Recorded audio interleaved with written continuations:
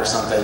It's generally speaking, I know because we filmed in some of the kitchens of really cheap Chinese restaurants in Vancouver when we were doing Supernatural, and I saw things that were more horrific than any of the decapitations that we performed on the show in that kitchen, like cutting boards covered with cigarette butts and stuff like that. So there was a soup broth that was bubbling on the stove. It was like a 15-gallon, like a giant pot of like the broth for wonton soup, and it had plastic grocery bags floating in it.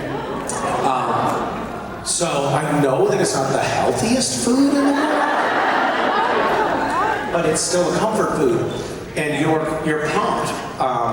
Just brings me back to my childhood when I grew up in a very loving, nurturing home with my mom and my brother, but we did not have any money. And going out to a restaurant of any stripe was a big deal.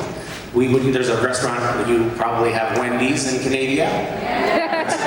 So there's a restaurant, Wendy's had an all-you-could-eat buffet that was like $3.50 at the right time. And we would sometimes go there, but it would be like, eat as much as you can, kids. And there was, and then occasionally like my mom's boyfriend or something, or it would be somebody's birthday, and we would go to the really, really, really cheap Chinese restaurant in town. And that's it. That's why it's a comfort food for me, because it was like, we would go to this Chinese, like very, very cheap restaurant, but it was like the only restaurant that we would be able to afford. And that's why it's a comfort food, I guess. And also, because it's full of MSG, which is delicious.